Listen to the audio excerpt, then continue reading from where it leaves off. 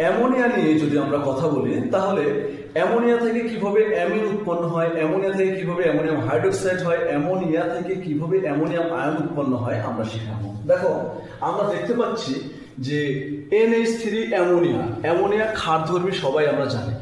এই অ্যামোনিয়াতে যদি আমরা পানি অ্যামোনিয়াতে যদি পানি মিক্স করি, পানির মধ্যে দ্রবণ তৈরি করে অ্যামোনিয়াম, তাহলে তৈরি হয় অ্যামোনিয়াম হাইড্রোক্সাইড। এটা কিন্তু আমাদের গ্লাস ক্লিনারে থাকে, যেটা মিস্টার ব্রাশ। তো এই গ্লাস ক্লিনারে এই অ্যামোনিয়াম হাইড্রোক্সাইডটা থাকে, এটা দুর্বল ক্ষার। অ্যামোনিয়াতে যদি আমরা সন্নিবেশ বন্ধনের মাধ্যমে যদি প্রোটন গ্রহণ করে তাহলে উৎপন্ন করে NH4 পজিটিভ, এটাকে বলা হয় অ্যামোনিয়াম আয়ন।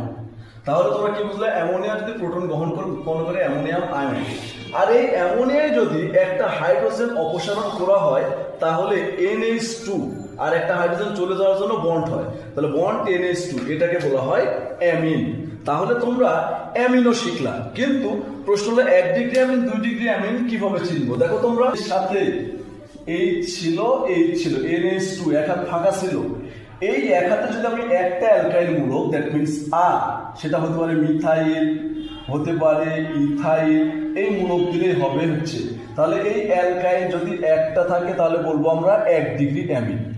যদি অ্যামিনো মূলকের সাথে যদি 2টা অ্যালকাইল মূলক থাকে তাহলে তাকে বলবো আমরা 2 ডিগ্রি অ্যামিন।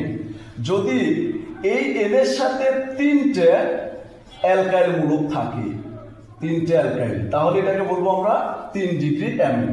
তার মানে মূলত অ্যামোনিয়া থেকে হাইড্রোজেন একটা অপসারণ হলে NH2 তৈরি হয়, সেটাকে বলা হয় অ্যামিন বা অ্যামিনো। আর সেই নাইট্রোজেনের সাথে যদি একটা অ্যালকাইল মূলক থাকে তাহলে হবে 1 ডিগ্রি অ্যামিন, 2টা আর থাকলে বা অ্যালকাইল থাকলে হবে 2 ডিগ্রি, 3টা থাকলে হবে 3 ডিগ্রি অ্যামিন। ক্লিয়ার? ধন্যবাদ।